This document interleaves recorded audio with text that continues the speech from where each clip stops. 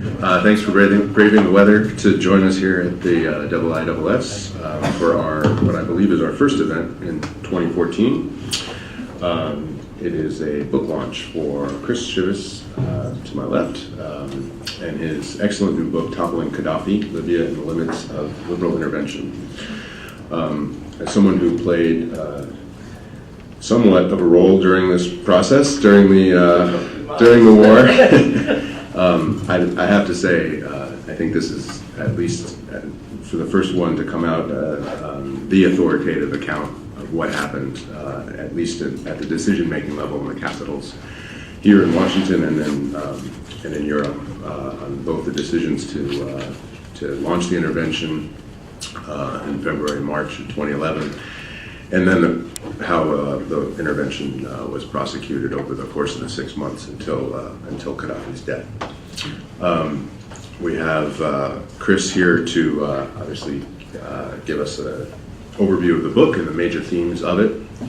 And I think the most powerful part of this study is not necessarily just the compelling narrative he presents about what happened during the war, but how he situates Libya and the decision to intervene both in the historical context of prior humanitarian interventions and then looking forward about the lessons from Libya applied to the future use of military force for these limited purposes. And he'll talk about a bit more about that in a minute.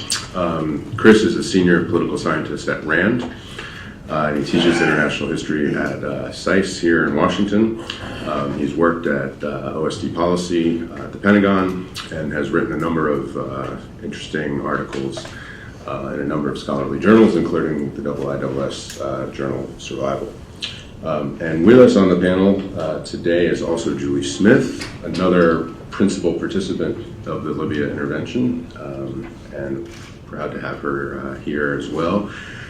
Julie served as the Deputy National Security Advisor to the Vice President from 2012 to 2013. Of course, that was after the Libya war.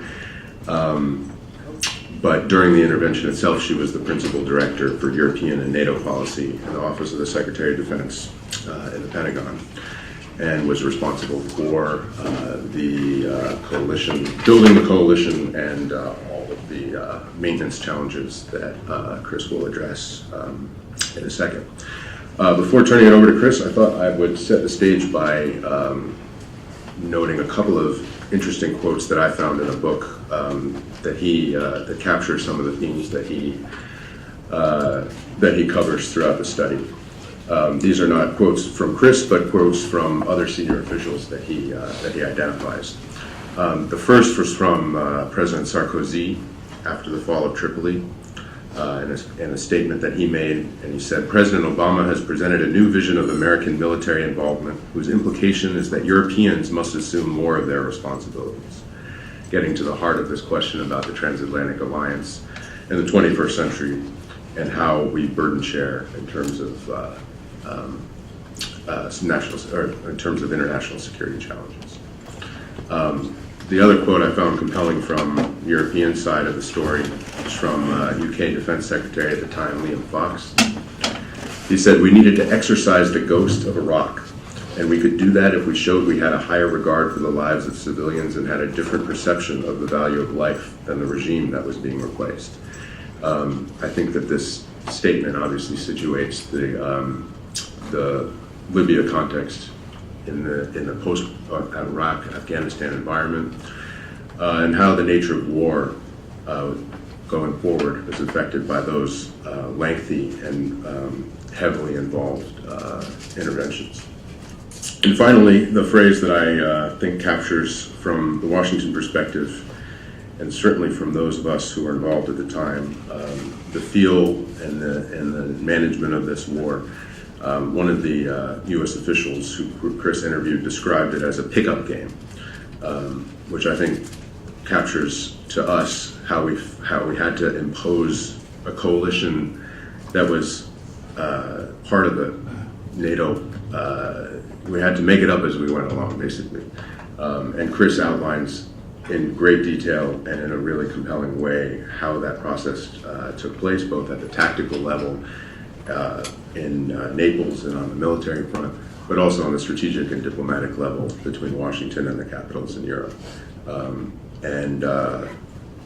With that, I think I'll turn it over to Chris, but before doing so, I just want to mention that we do have books for sale, I think in the back there. Chris will sign them gladly afterwards. He'll sign your Kindles. There's a Kindle version if you prefer that route now. So thanks, Chris, and thanks, Julie, for coming. Great, thanks so much, Ben. I'm really delighted to be here. Yeah, thanks so much, Ben. I'm really delighted to be here and just so grateful that you and Julie have both agreed to do this today to help me launch Toppling Qaddafi. I think on the most fundamental level, I've been told these microphones are very sensitive, so on the most fundamental level, I think as Ben just indicated, this is a book about military intervention after Iraq and Afghanistan. That's the framework in which I conceptualized this book and the main reason why I wanted to write it. I think the challenge that we face in the United States and also among our allies is to square the circle between, on the one hand, diminishing resources and public support for the use of force abroad, and a continued need to intervene on the other. Obviously, after the Iraq and Afghanistan wars, lots of people on the left as well as on the right seem to be fervently against using force for the kind of purposes that we used it in Libya. We've obviously seen this most dramatically over the course of the last couple of years in Syria. Now, I'm very sympathetic to this sentiment and very cognizant of the difficulties that are involved in these kinds of interventions, and if anything, even more so after writing this book. The problem, though, is that I don't think the future of the international security environment is going to allow the United States and its allies to avoid intervention altogether. State collapse, the proliferation of deadly weapons, terrorist groups, humanitarian disasters, these are problems that simply are not going away. However, we feel about our readiness to deal with them and to acknowledge that. I'll just note that again and again over the course of the last 2 decades, U.S. leaders have come into power thinking they can avoid intervention, and then they end up intervening often in ways they never expected that they would. So as we look ahead to the challenges that are out there over the course of the next decade and beyond, I don't think this is going to change. So what we need, as a result, are new, less resource-intensive, but more politically feasible ways of using military power to shape outcomes and protect our interests. What it takes to square this circle, I think, should be a top priority for those of us who are international security analysts working in this field. In part, it's squaring the circle is a technical question about strategies and operations and capabilities, but to a larger degree, it's also a broader strategic one about how we define our objectives, how we understand costs and benefits, and especially our attitude towards taking risks. The Libya intervention, because it's so limited, both in terms of the resources that went into it and the objectives that were pursued, seemed to be a kind of case study for thinking through how we might change our outlook on these issues, how we might square this circle that I've just been talking about. I think it's instructive in both the pros and the cons, and of course also the limits of limited intervention. So that's the sort of broad thrust of the book and what I was trying to do when I wrote it. I was really lucky, I think, as Ben just indicated in writing it, that I was working in the Pentagon on a fellowship at the time that the intervention took place, and I think as a result of that, I enjoyed a lot of help from people in the government. A lot of senior officials were very generous with their time, and I was very grateful for that when I went around begging people for interviews to help me out. It's an academic book published by an academic press, obviously, but I've tried to write it in a way that does some justice to what I think was a pretty interesting and at times even very exciting story about the war itself. I'm hoping you'll find it at least a little bit more readable than your typical academic study on this kind of subject. I should say, and I think as Ben indicated, this isn't a book about the war as seen from the ground. It's not about the ins and outs of the rebel factions and their own operations. It's really the policy perspective from Washington, Brussels, and allied capitals. It's also, I should note, it's not a book about what happened in Libya since the intervention. We felt that there was enough to say about how the intervention itself went up to Qaddafi's death to end the story there. We do have a separate report coming out on post-conflict Libya, but this one deals with the period between when the crisis broke out and when Qaddafi died. I want to get to the conclusions and preview those for you, and also talk a little bit about what some of the implications for the future might be. But before I do that, I think I'll just briefly identify some of the key debates that the narrative recounts. And there are really three main controversies that occurred during the war that I sort of structured the narrative around. The first is, of course, whether or not to intervene in the first place. This is a debate that unfolded over the course of the first 3 weeks of March of 2011. The U.S. basically, as you probably recall, did a U-turn in the matter of a couple of days, shifting from reticence about French and British pressure to intervene to pushing for a pretty aggressive UN Security Council mandate that authorized the use of force in Libya. So in this part of the book, it's the first couple of chapters, I look at arguments that were made in public and within the administration and try to explain why the U.S. changed course so quickly.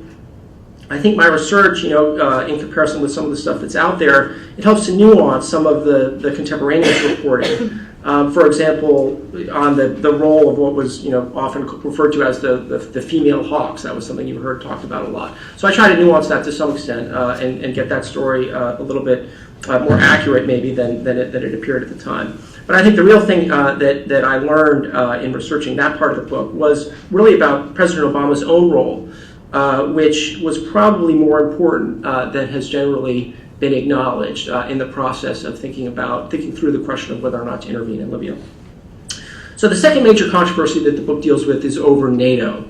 After UN Security Council Resolution 1973 passed and Qaddafi refused to pull back his troops, obviously the US, France, Britain, and a number of other countries started their strikes against the regime's integrated air defense systems and some of its most threatening military units. At the same time that we were cooperating militarily in these operations, we were arguing, sometimes quite heatedly, over whether or not to use NATO, or whether or not NATO ought to be the vehicle through which this intervention was brought forward. So the second section of the book explains how this debate over NATO played out and what the positions of the Germans, French, the United States, and other allies were. And it also talks about how this debate was ultimately resolved. This is also the part of the book where I start to talk about how the U.S. approach to the alliance, what came to be known as leading from behind, developed. I'll talk a little bit more about that in a minute. The third big debate in this war was, of course, over war strategy itself. As many of you may remember, NATO got off to a pretty rough start, and there was a lot of public criticism with people saying that the war was at a stalemate. The result of this public discussion was a pretty spirited debate within the government and between the allies over whether or not NATO ought to do more to try to bring the whole thing to a quick resolution. This is the part of the book where I talk about the role of special forces, adding attack helicopters, the various different efforts that there were to try and negotiate a settlement, and the other strategies that were eventually used to bring this war to a conclusion. So, as you know, of course, in the end, Tripoli fell and Qaddafi was killed. I actually start the book with a description of Libyan citizens wandering around the ruins of Qaddafi's Bab al-Azizia compound in Tripoli. This was a place that had been a symbol of the regime's despotism for decades. Seeing its insides, it seems to me, must have been a really extraordinary experience for these Libyans who only a year earlier had no doubt assumed that they were destined to spend their whole lives living under the regime. I can only imagine what that sense of opening and possibility must have felt like. It must have been really extraordinary when Qaddafi fled the capital. Now, these images of newfound freedom, though, are of course a huge contrast with the images that came a year later when the U.S. diplomatic facility in Benghazi was attacked and Ambassador Stevens was killed. It's hard to overestimate, I think, the extent to which the Benghazi tragedy has colored our whole view of this intervention. I'm not sure, however, that it really should, at least to the extent that it has. Obviously, Libya today is in a very precarious situation, and I and others in the room who I see here have done a lot of writing about that. The state is weak, jihadist groups are making inroads. The broader region, moreover, is increasingly embroiled in a very troubling crisis. I think a lot of people have pretty naturally looked at this situation, thrown up their hands and concluded that the whole thing was a big mistake and that we never should have intervened in the first place. I appreciate where this view is coming from, but I disagree with it on a pretty fundamental level. There are three main reasons for this. The first is that I think this was, on balance, a positive story for NATO.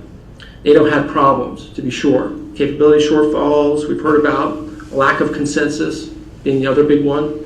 But I actually think we need to be careful not to over-exaggerate these. The capability shortfalls, while real, are not irremediable. If they were, we wouldn't be talking about them, I think. The lack of consensus in the alliance, similarly, while problematic, shouldn't obscure the fact that NATO actually did manage to take action. I think this speaks to a kind of flexibility that will be critical to keeping NATO a vital organization in the future. Possibly, most of all, I think the fact remains, as a lot of people pointed out at the time, that NATO was in the end the only organization that was really ready to take on this task and put military force behind the UN Security Council. So for all of these reasons and others that I elaborate in the conclusions of the book, I think this is, on balance, a positive story for the alliance.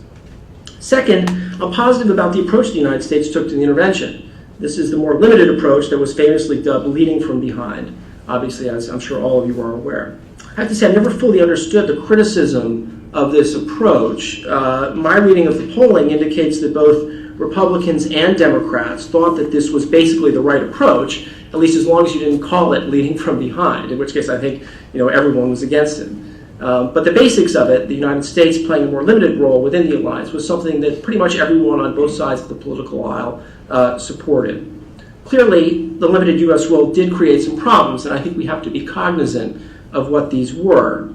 There might have been more consensus, for example, within the alliance, or at least more contributions from some of the allies if the U.S. had been more visibly involved. But I don't think, as some argued at the time, that a larger U.S. role would have brought the conflict to an end any sooner, unless we're talking about a big ground force invasion, which no one, of course, was considering.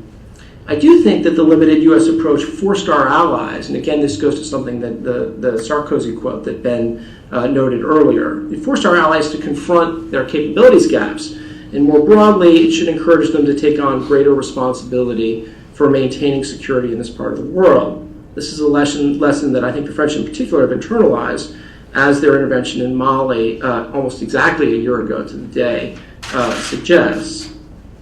So the limited U.S. approach definitely isn't one that's appropriate for every case, to be sure, but it's an option that could be used again to our benefit under certain conditions, especially where we have an interest in intervention, but perhaps a less compelling interest than some of our allies do.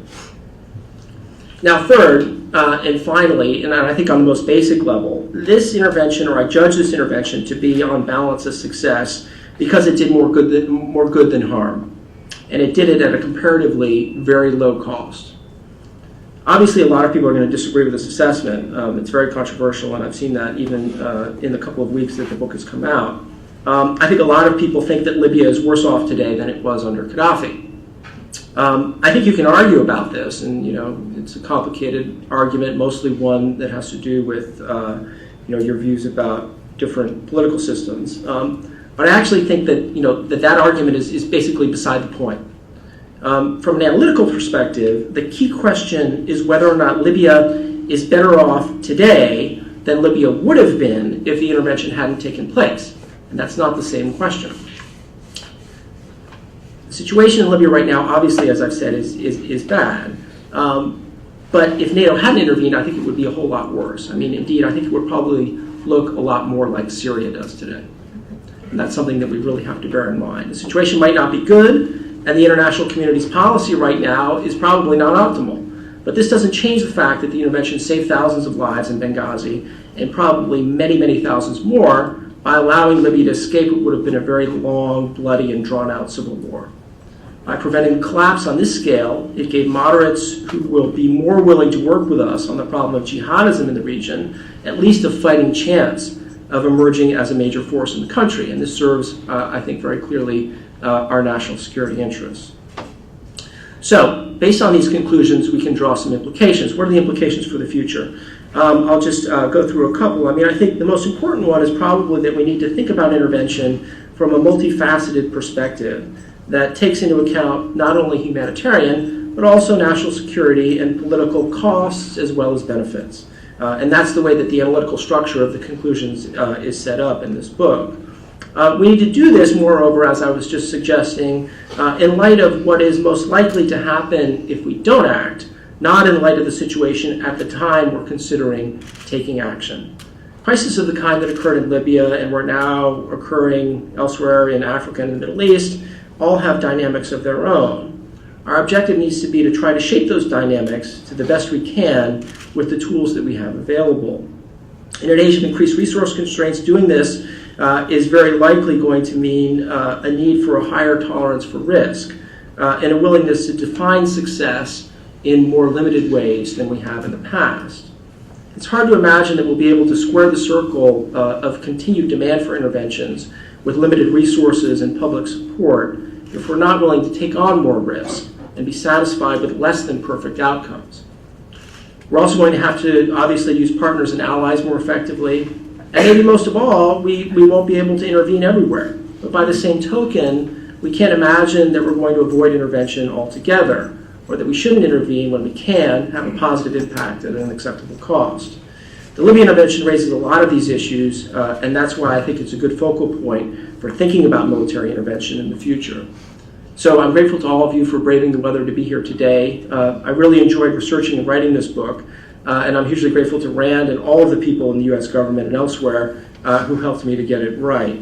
I obviously hope you'll get something out of reading it as well. So thanks very much.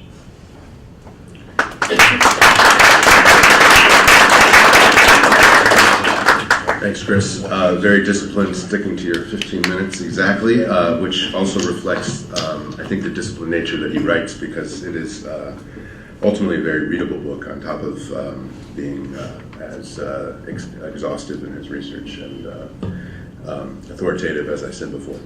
Julie.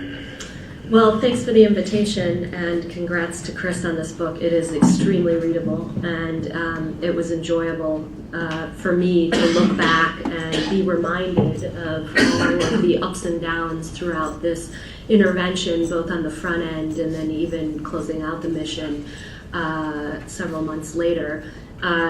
I had a few moments where I was cringing because it was bringing back some bad memories I was trying to forget. It was very interesting to read your entirely accurate accounts of the French resistance to turning this mission over to NATO. And I can just remember Mark Jones from OSD, who's here, will remember this as well, just countless meetings with our friends from Paris, both in Washington and on the phone, and lots of engagement and very heated debates about the utility of using NATO and the risks and dangers of using NATO, and how we went back and forth on that for what seems like weeks on end.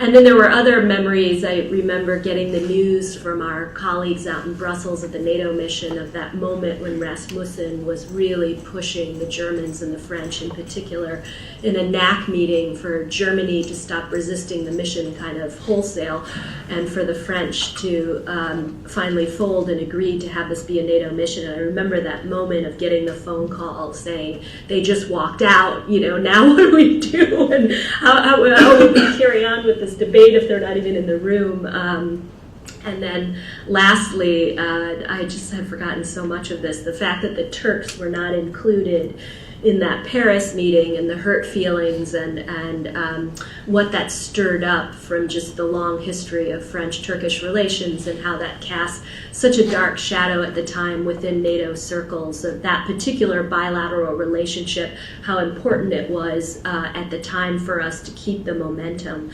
moving forward. But all in all, despite the occasional moments where I was reading with one eye closed saying, I forgot about that, it's an absolutely brilliant analysis, and I love the way he breaks down the U.S. debates up front, the left and right and everyone in between, kind of walking us through the commentary that we were seeing before the mission actually ever took off, which was just spot on. I mean, beautiful work in tracking that debate here in Washington, which wasn't easy to follow at the time. And then a very good portrayal of the European motives behind this operation. What was in Sarkozy's mind, what triggered the interest both on the behalf of the British and the French, and how others later were pulled into the mission, and what motivations they had for participating. And it was just, it was a great read, and I strongly recommend it. For those that were present and actively engaged in this mission, and those who weren't and really want some insight on what went on behind the scenes. So I wanted to kind of comment on three different baskets. I wanted to just add a little bit more of the OSD, DoD flavor of what was happening in the building in the lead up to this mission and during the actual operation, particularly at that moment when we hit what many dubbed the stalemate, when folks felt like we were no longer making any headway in one direction or the other. And then I wanted to say just a few things about the transatlantic collection of lessons learned on this, because there are some shared European and American lessons learned, and there's some very distinct European and American lessons learned from this mission, many of which Chris touches on in the book. And then lastly, I just wanted to say something about kind of the administration's views looking back on this particular mission. I think there are a lot of misperceptions and myths out there about how the administration looks at this and looks at Libya as a potential model moving forward. So just on the DoD flavor part, Chris has a terrific lengthy section in the book where he speaks specifically about Secretary Gates. And actually, just as a footnote, it's absolutely fascinating knowing the Gates book is out and the really critical comments about Vice President Biden. But on Libya, this is one case, I would note for the record, where Gates and Biden were actually hand in hand and were in fact often going to the president to express their opposition to this mission. Just an interesting footnote given what we're reading in the papers these days. Anyways, Chris has in the book just a really terrific outline of all of the different objections that Secretary Gates and the Pentagon in particular brought to this mission. And for me, I mean, he does a wonderful job of turning, each objection into a little paragraph. For me, I remember the quotes. And the quote that resonates most in my mind during this time coming from Secretary Gates himself was, "Now what?" or "and then what?" And by that he meant, okay, so let's say we go in and we intervene in Libya and it's a success, and then what happens after that? And I remember that question coming up time and time again, and in fact it was the right one, and one I think looking back we failed to answer. And I think he and Biden were both right at the time in raising that, and I think it's a bit of a tragedy that we didn't really think that part through. And then there was the other quote that I remember hearing Secretary Gates, outline for me or articulate for me exactly what the core U.S. national interests of this mission actually are. And of course, folks would bring in the humanitarian side and RTP and other aspects, but Gates was not entirely persuaded in terms of why the U.S. would want to intervene in this mission, how it would directly relate to kind of U.S. national security interests. And the other quote, lastly, that I would hear time and time again was not just from Secretary Gates, but from countless folks in the Pentagon, and in fact others throughout the administration, was, who are these guys we're fighting for? There was some sense that the United States at the time, and Chris highlights this, we didn't have enough intelligence, we didn't have enough insight, we didn't have connective tissue to the rebels, the folks that we were going to try and support, that we knew a few of them, we had established some working relationship, and some of them had actually been through Washington both before and during the mission, but it was a pretty small community of folks, and we didn't have a sense from one town to the next exactly which groups we were dealing with. The thing that Chris doesn't spend a lot of time highlighting, it would be hard to kind of capture this in a few paragraphs or a few pages, is kind of the mood music in the Pentagon throughout the mission. And here I would see a lot of frustration coming from folks in uniform and the Joint Staff, but also in OSD policy. And really running up and down the halls of the Pentagon, you'd come across a lot of people who kept wringing their hands and saying, it doesn't seem that we have very clear political objectives. I understand that the objective here is actually not regime change, and yet in protecting civilians, it seems that we are trying to tip the scales and move forward with regime change without calling it such. And I could feel in talking to folks, even back in Italy, and talking to folks at NATO and various coalition partners that would come through our office, that this was not just a U.S. concern, that you would hear this particularly from folks in uniform who were part of the coalition more broadly, of have we hurt ourselves by not clearly articulating that in fact it is regime change at the end of the day, and protecting civilians is kind of the cryptic term that we'll use, but we will try and ultimately tip the scales here. And that was just a running theme and part of the running commentary that you would hear, particularly in the Pentagon, but again, it wasn't unique to just the halls of DoD. Let me switch gears a little bit and say just a few words about kind of how Europe and the United States looked at this mission, first when it immediately ended, and then kind of now how I see the transatlantic debate unfolding. So both Europe and the United States could join hands, sit back, and feel proud of the fact that NATO acted quite swiftly. By NATO standards, this was a pretty remarkable mission. If you compare the way in which NATO responded to Libya with how it responded to the crises in the Balkans, it was night and day. I mean, in some cases, we're dealing with weeks, months, and years. In the case of the Balkans and with Libya, we were really down to days, not even weeks. And so NATO felt quite proud that it was able to kind of, despite all the bureaucracy, despite the frustrations of operating by consensus, despite the fact that there were several member states that opposed the mission, it still managed to move forward with great speed. And for a large bureaucratic organization that now has expanded to include 28 members, I think there was a lot of pride associated with that. I think also in an era where NATO was kind of questioning its mission in Afghanistan, public opinion was quite low, and there was some heartburn about kind of what NATO's future could look like after Afghanistan. This felt right in the sense that NATO felt like it had a clear sense of purpose, and it was able to perform a role in the world that no other institution could, that it had this bright, shiny command structure that for all its warts still was quite effective, and still, despite French opposition, more or less was respected and considered valuable by most members of the alliance and some of the partners as well. So NATO, after the mission, I think as an institution and the members that were part of that organization, they felt relevant, they felt current, they felt that they had a place and purpose in kind of international security.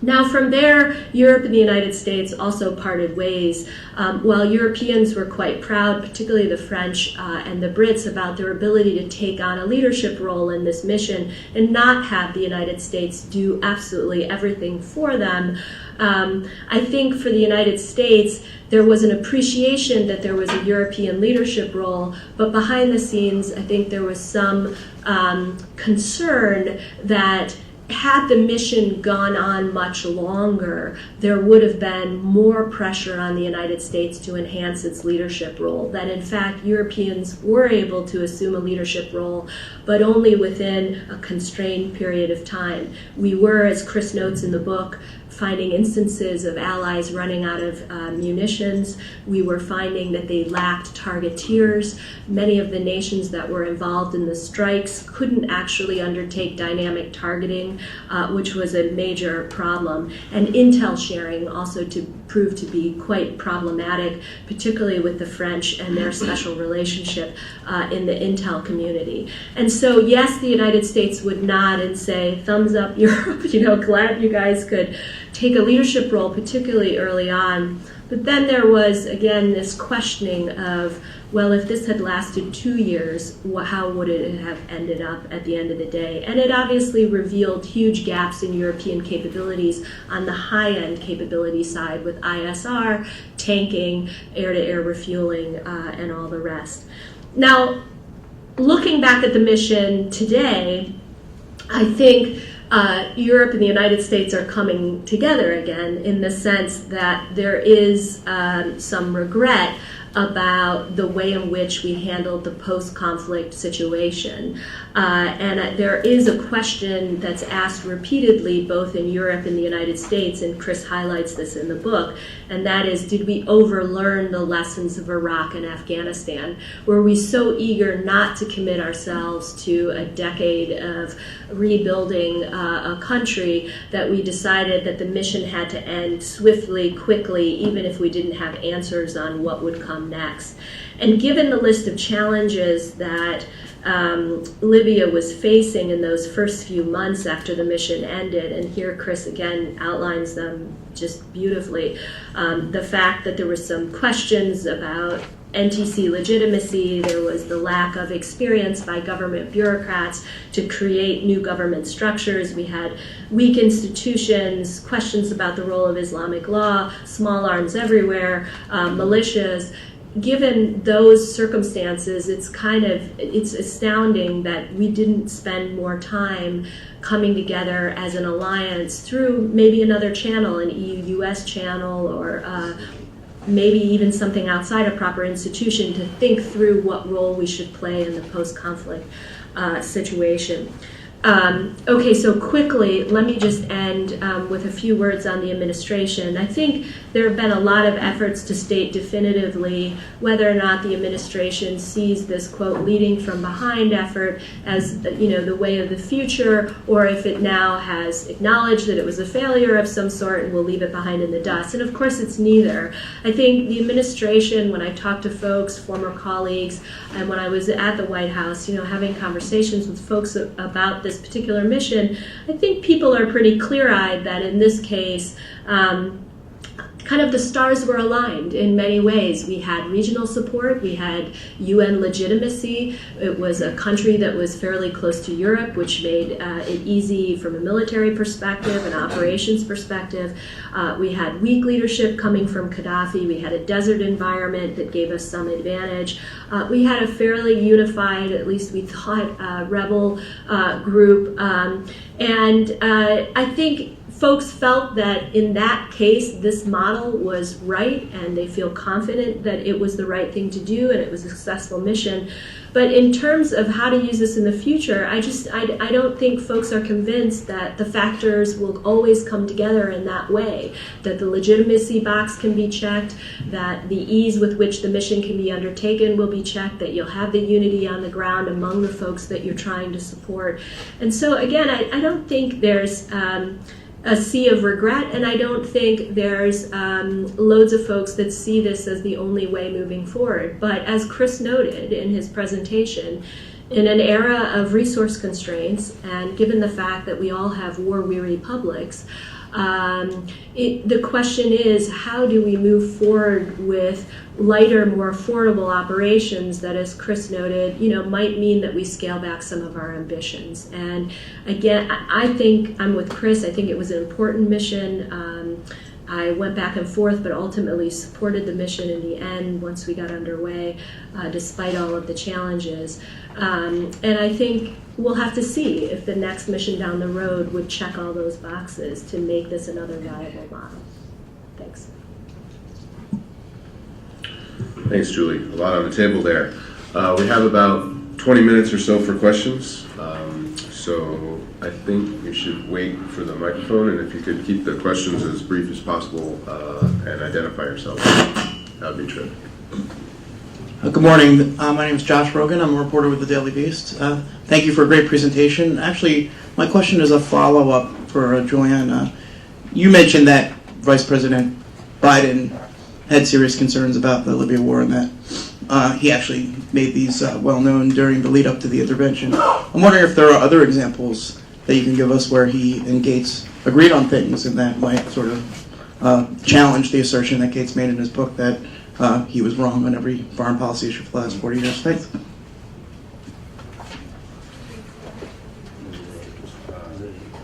Why don't we take a couple more? We'll give Julie some time to think about that.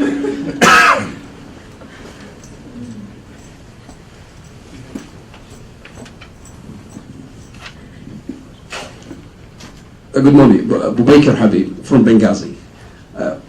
Back to what you just said now, can we divide the mission into two levels? On the military level, it was a remarkable success, especially from the United States, because NATO, without United States, they cannot do, or they couldn't do many, especially when they withdraw some aircrafts. British and France, they start back in the United States to participate more. But on the political level, it's a great failure. Because what happened, we think as Libyan, the follow-up, the political level, there was a vacuum, lack, especially from the United States. They count on the NTC with the lack experience, but the problem, they left the door open for a small player at that time, but they played a great role in terms of strengthening those militias. And now, is it the United States mission now to maintain peace in that country, because it would be a huge risk to the rest of the world? Thank you. Patrick in front. And I just maybe rephrase that briefly to suggest that can you distinguish between the military and the political ends of the mission? Patrick Clausen from the Washington Institute for Near East Policy. I'd be interested in any comments you care to offer about the opinion of U.S. political leaders in the aftermath of the intervention, about the positions they took before the intervention. For instance, it's my impression that Mr. Gates feels that his opposition to the intervention was wrong, and that on this issue, where he and Mr. Biden agreed, is one in which the two of them were both wrong. I think, obviously, Julie can weigh in on all these questions and more or less has to answer Josh's question. But just to take this last one first, one of the things that I learned, I mean, I myself was against the intervention, I should just know, when it started. I mean, and when I heard we were, launching Tomahawk cruise missiles in Libya, I went, what? Why are we doing that?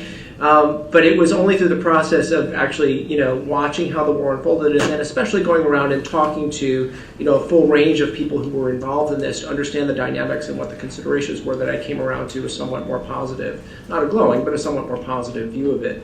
And my sense is that's something that happened to a lot of the senior officials who were involved as well, who might have expressed reservations about it at first, and I think this is fairly natural, as, they became more invested in it.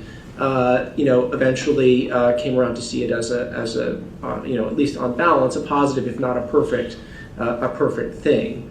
I don't know if that answers your question, but that's sort of that's my take on that. On the question of whether or not you can divide the mission the way that I have between the intervention and I think really the post-conflict period, there may be another division as well between the military and the political. But on the between the military intervention and the post-conflict period, I mean, on a certain level, I think it's fair to say that you shouldn't, and this was obviously Secretary Gates's point from the start, is that one of the lessons that we've learned over the course of the last 20 years is that if you're going to intervene, you have to think about the post-conflict period. And I think that's absolutely 100% correct. As an analyst, though, the nature of analysis is to divide things up and try and figure out which parts went well and which parts didn't go well. So really, as a matter of timing, this book deals with the intervention itself and basically draws a judgment based on that. And I think that even if you take the broader picture, and this is sort of what I was trying to say, and you look at the post-conflict, frankly, the significant limitations of our post-conflict approach to Libya, which I am the first to acknowledge, even if you look at that, Libya is still better off than it would have been if we had not intervened. Because as I said before, I think Libya would look like Syria today. Not exactly, but it would much more closely resemble Syria than it does Libya. So from our perspective, that is a modest success. I mean, we can't expect the situation in a country like Libya to be absolutely perfect. I think if we if our standard for success is that countries turn overnight into glowing democracies, that's just not a standard that we're ever going to achieve, and we waste a lot of resources and potentially do a lot of harm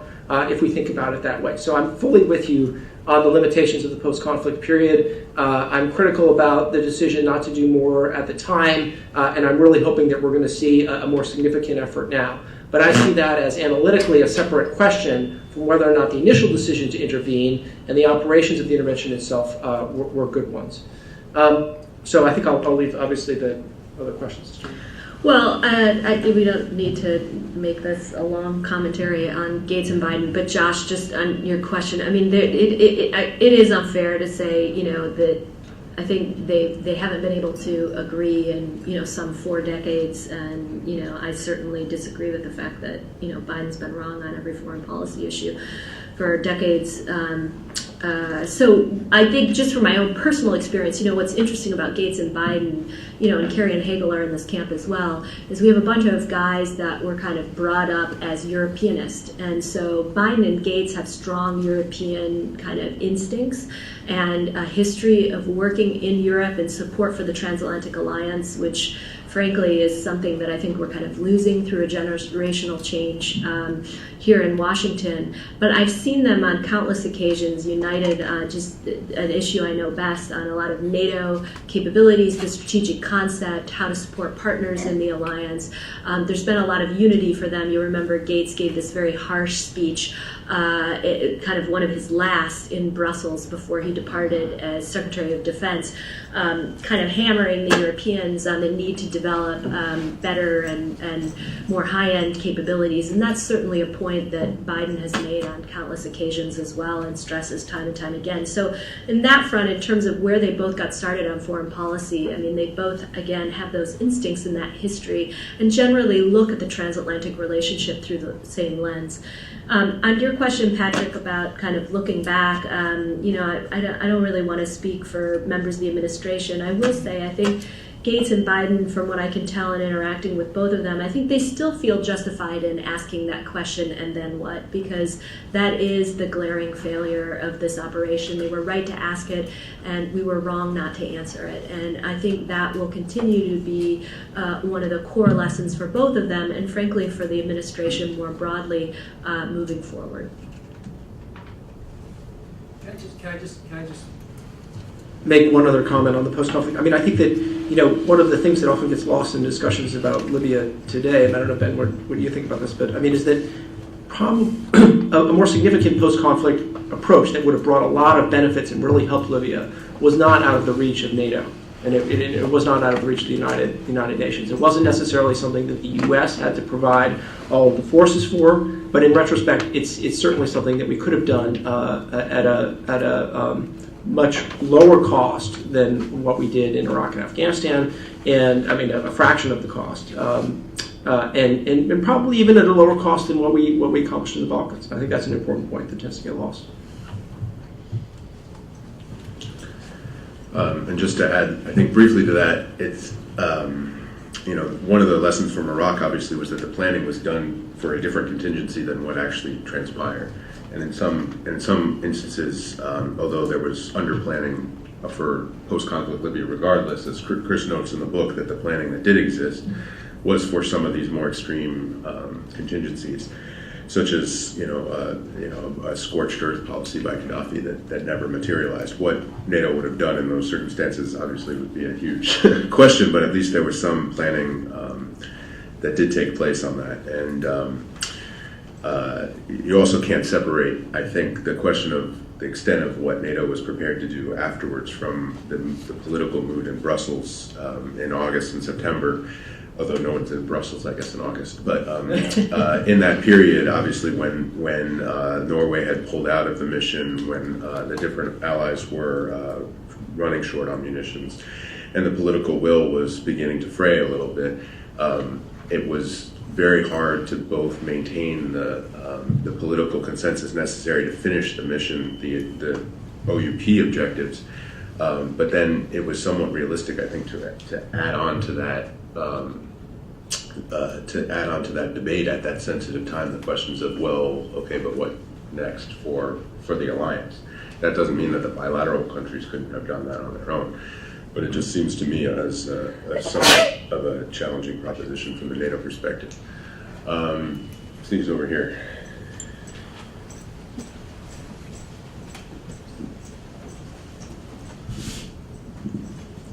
Yes, thank you. Stephen Brown of the American Security Project. Can you tell us what and or who moved a reluctant president to two decisions? One is the initial support, his initial support for intervention, which he was reluctant to authorize at first, and the second, his later change away from opposing regime change to endorsing regime change.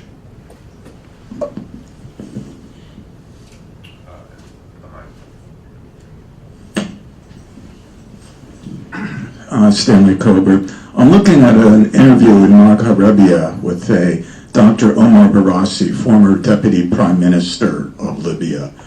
Question, how do you see the future of Libya? Barassi. The future of Libya, unfortunately, looks worse with every day that passes. If the wait continues without a drafted constitution, which must garner approval, then the situation will be catastrophic. Unquote, just for the record.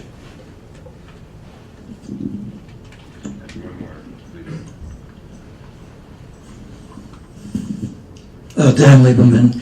Yeah, I was struck by you said that if NATO did not interfere, they would have had a civil war, but it seemed like Gaddafi was just about ready to enter Benghazi, and if he took Benghazi, it looked like the insurgency would have been over, and then it was just insurgents against the government. Now it seems to be everybody against each other. If it's not a civil war now, it seems like a non-civilized war.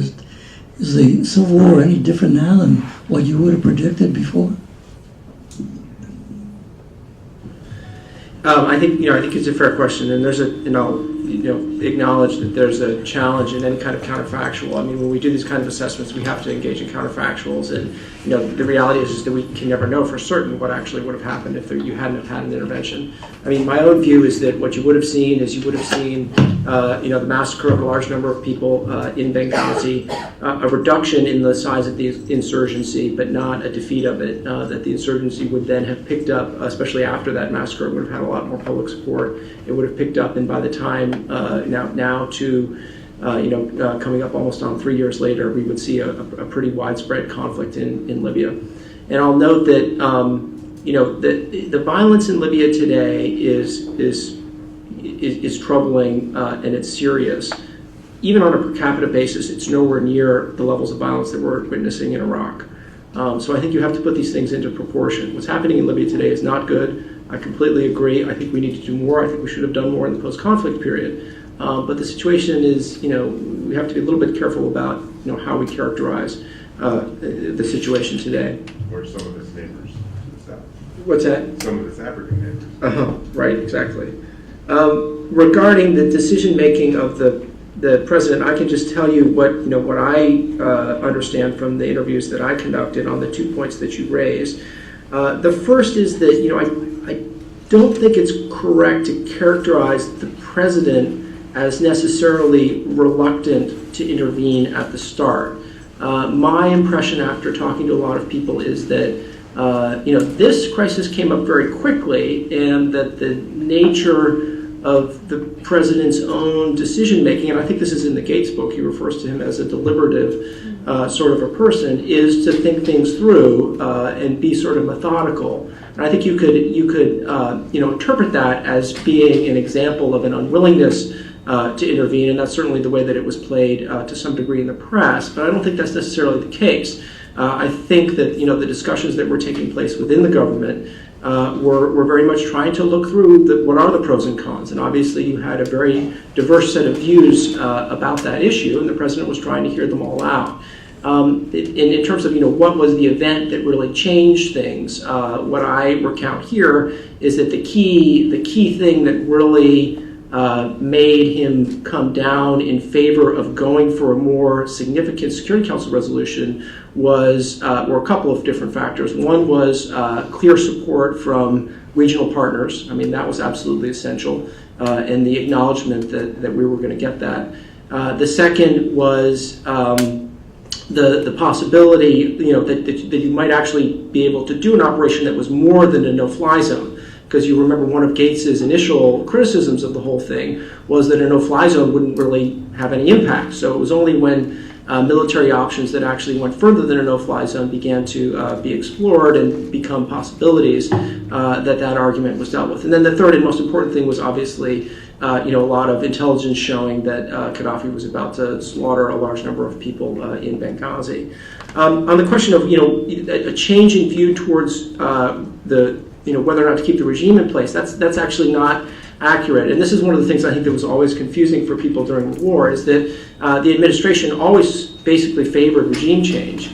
What they didn't favor was, at the start, was doing it with military means. So the change was an implicit, never really made explicit, but an implicit change towards using the military operation to push regime change a little bit harder. And I think that that's obviously the debate that I was talking about in my introductory comments that played out over what to do given the stalemate on the ground. So it's not. I mean, that's perhaps a little bit more of a complicated position than it was portrayed by, in particular, by countries like Russia, who then sought to use Libya as a means of avoiding getting a UN Security Council resolution on Syria.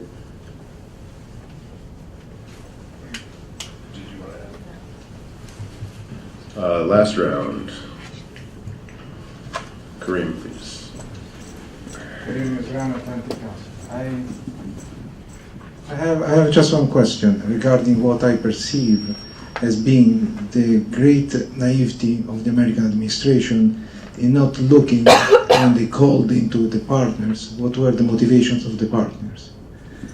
In your research, have you ever found, and when you all talk all about drafting into the regional partners, leading from behind, the limited intervention, motivation, all these things, what the result was that the lack of a strong American role has left the motivation of the French, the British, the Italians, the Qatari, the Saudi, play a major role during the war, and then in the following post-conflict problem. And when you address the issue that we could have done more in the post-conflict, what happened in the post-conflict really is rooted in the way the war was conducted, whether you define it as civil war or not. The way that the door has been left open for other people, for other countries' intervention is what caused a large part of the post-conflict collapse, crisis, however you want to call it.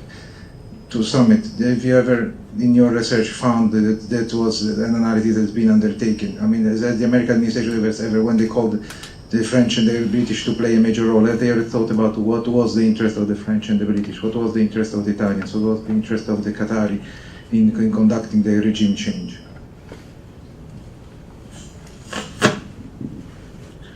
Okay, and I'll add one more to myself, and maybe ask Julie to start before Chris can close things out. Julie, I think what you were talking about earlier in terms of the mood in the Pentagon, this question about what the end states were and the lack of clear political objectives. How much of that was perhaps this confusion about whether it was a military-inspired effort to topple Qaddafi or whether the political door was still being left open and a lack of communication between the White House and the State Department and the Pentagon about that? Or how much was it actually inherent tensions inherent between the guidelines that the president set out for the means that the war would be conducted by, in terms of no boots on the ground and only contributing unique capabilities, and the question of how you actually achieve your political objective in terms of affecting the regime behavior through those limited capabilities that the president set out as guidelines at the onset. And I think the source of confusion, and I remember many meetings where we would always sort of walk up to the edge of questioning whether we could amend those guidelines at some point, given how the conduct of the war was going and what the political objective was. But ultimately, we never crossed them. There were never boots on the ground. And certainly there are implications for how those guidelines impacted the post-conflict issues. But in terms of the actual conduct of the war, I think that's something also that Chris touches on quite a bit in the book, but also led to some of this, if not tension, and ongoing confusion a little bit. Well, I think it's both. It's, I think the folks felt constrained. They felt, civilians felt constrained by kind of the lash up between the political aims and then the means and the military objectives as they were outlined on paper. And I think military commanders felt constrained in terms of the actual capabilities that they were authorized to be using for this mission. I mean, in some ways, the American instinct is, all right, give me the job and just let us go do this. And, there were times when you would hear that, like, we don't care what the U.S. is supposed to be doing, leading from behind, leading in front. Just tell us what to do. If it's to go get Qaddafi, let's go get him and let this be over and let us do it well. We excel at this. And there were times when I think folks, again, whether they were civilians or military personnel in uniform, just the word constrained kept coming up time and time again. So the politics of this and the political discussions and kind of how we outline this for ourselves as a country, obviously was enormously challenging, but through the lens of a guy who's out conducting the operation, he or she definitely felt constrained as well by the toolbox that sat before them to undertake this mission. Do you want to actually, and also on the question of the European, did we ever... Well, I mean, Chris does, like I said in the opening when I started this, I think Chris does a very good job of outlining some of the motivations, and it's a really lengthy analysis, particularly of France, that I think is spot on. And you talk about Qatar and some of the other allies getting engaged. You provide some historical background and the relationships. I mean, there were so many different types of partners. Obviously, we can talk about the countries you mentioned, but there were other partners like Sweden, and thinking about what spurred a NATO partner like Sweden to take such a strong leadership role on the actual combat mission and get so heavily engaged on that side. But I'll leave it to Chris, because I thought the analysis was very thorough. That's really kind. Thank you very much. I mean, I think beyond the question was, if I understood it correctly, did U.S. policymakers do a lot of thinking about whether what the French, British, Qatari motives were? And I think I didn't actually answer. I didn't ask that question in my research, so it's not in the book. Although I do talk about my own research about what those motivations were, which is a different kind of a question. I'm just saying on a broader level, I think there were two really compelling reasons for getting regional partners involved. One of them is theoretical, which is that all of the work that we've done on nation building and post-conflict reconstruction shows that one of the most critical, if not the most critical factor in success is regional support. You can think about the many reasons for that. If you look back over all the cases that have taken place since the end of the Cold War, and even going back before that to some of the Cold War cases, it's absolutely essential if you want to succeed in one of these interventions and you want to succeed in post-conflict reconstruction to have the support of important regional powers. And I think that's one of the reasons why we've had difficulty in some of the other interventions that we've conducted. Second of all, and I think this was also equally valid, and this was perhaps more in the forefront of policymakers as I understand it, is that people wanted to be sure that this intervention was going to be viewed positively in the region, and that the willingness of Qatar, UAE, Jordan, other countries to put skin in the game, so to speak, to commit forces, was taken to be the best evidence that we had that this was potentially going to be viewed positively and actually, help to heal some of the damage that had been done, during over the course of the last decade, which was, of course, one of the stated objectives for this intervention, rather than make things worse. So anyway, this is a book, as I said, it's an effort to try and think through what the future of military intervention is going to look like. I think we're going to see more interventions like Libya that are going to be limited, both in the commitments that are made and also limited in the outcomes. I think we're going to have a more restrained view of success. We're going to have to probably tolerate higher levels of risk. I think that Libya is a good case for starting to think through how we can do military intervention more effectively as we look ahead to the future. So thanks so much for coming. I really appreciate it, and thanks again to Ben and Julie for being here. And thank you. And we will examine some of these other questions that came up in terms of post-conflict Libya and future events. And perhaps we'll call on Chris again when his study on that topic comes out for RAND. Thanks for coming out, and go